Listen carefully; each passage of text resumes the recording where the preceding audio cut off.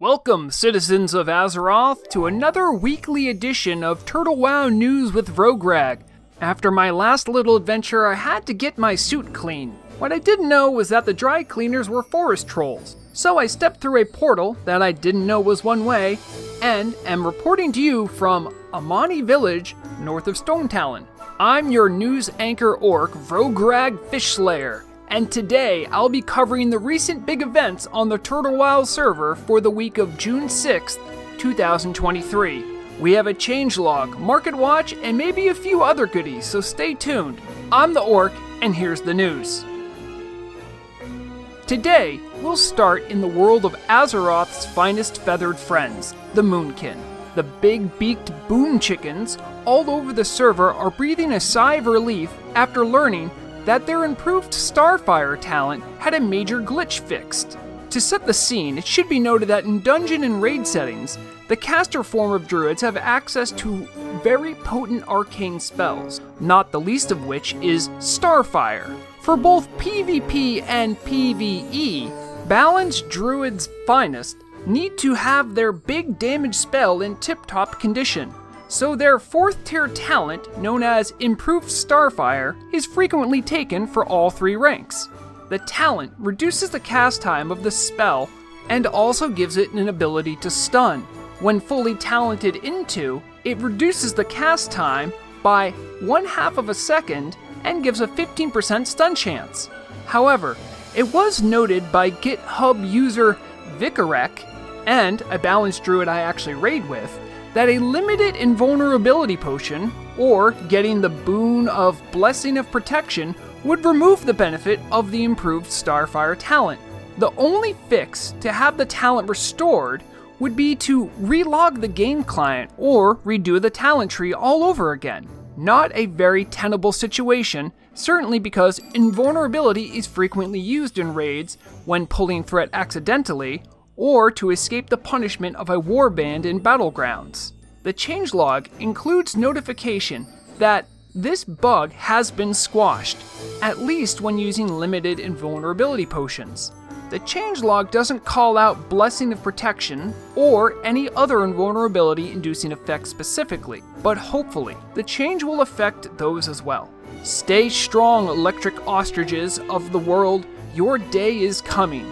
We'll continue to follow this story as it hatches. Get it? Because they're birds?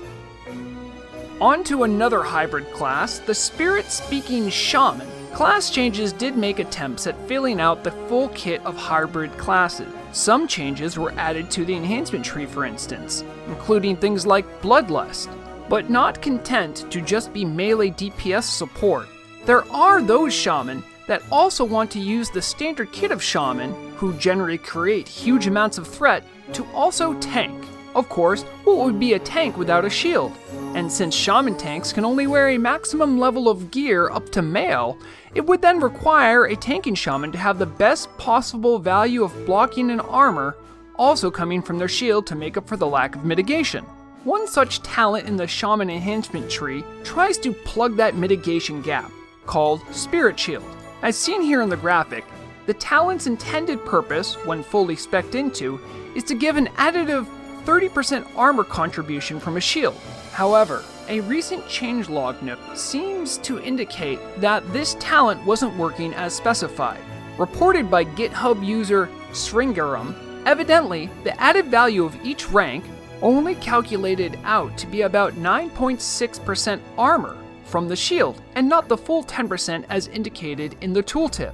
At 3 ranks, that's 1.2% armor missing that should be added. And if anyone has ever tried to heal a shaman tank, they'd know that they need every bit of armor they can get.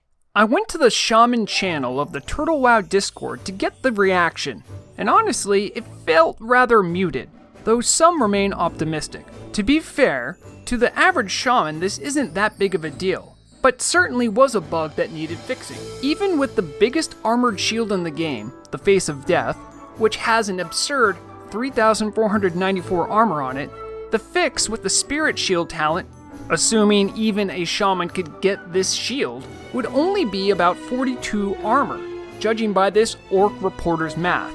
That being said, I may not fully understand armor calculations for Shaman, and the changelog was full of mathematical programming language that the smarter shamans tried to explain to me, but I stand ready to be corrected on it if this ends up being more impactful.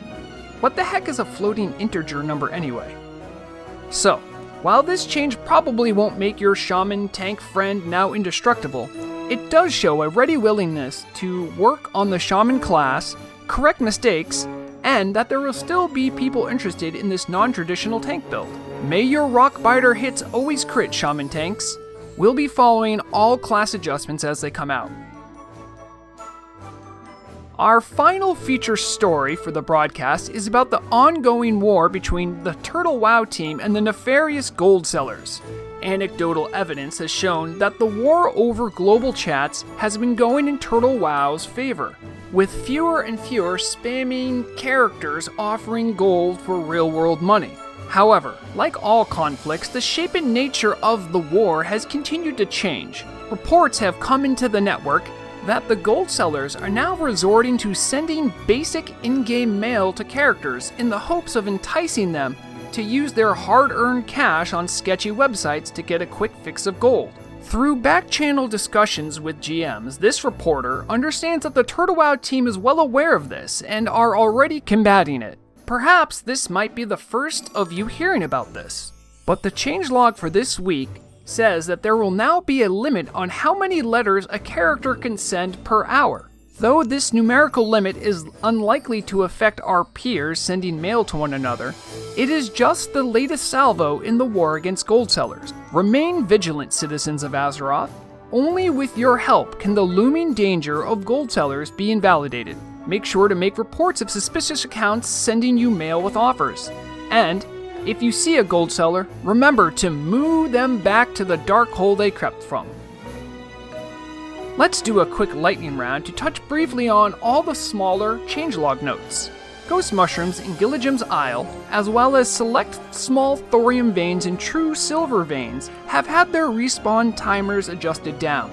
Sorry miners and herbalists, you'll just have to keep moving around to find your prize. The Race Against Time quest in the custom Shimmering Flats racetrack area has had its quest XP rewards and prize box for completion removed after it was reported that steadily repeating the quest offered an unreasonably large amount of gold for minimal effort. Paladin's ability to get weapon effect procs using Judgment of the Crusader will be reduced specifically for items that give slow effects.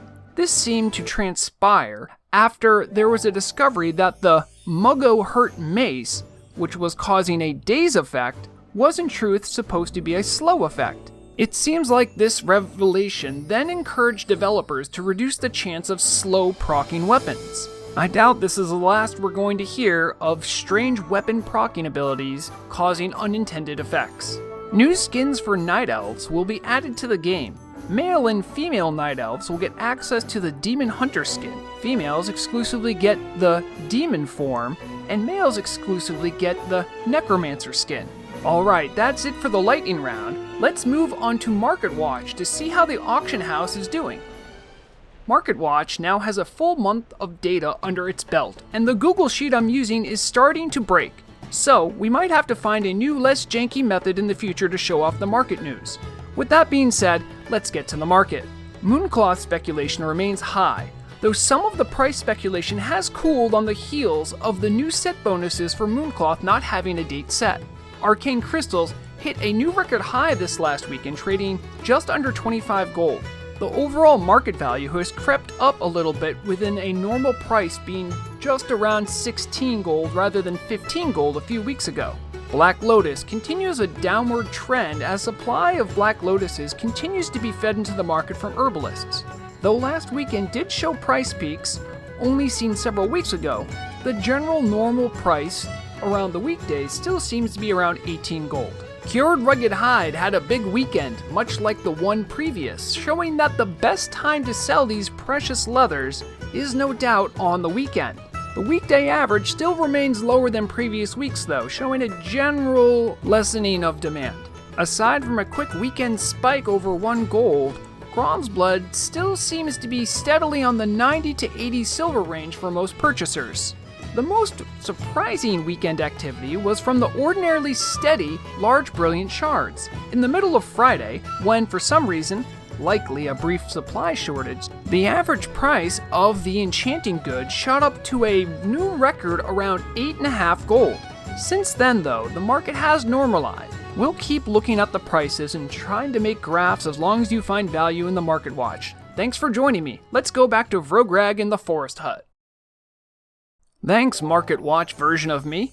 We wanted to close out the show here, but breaking news came in while scripting this broadcast. This just in.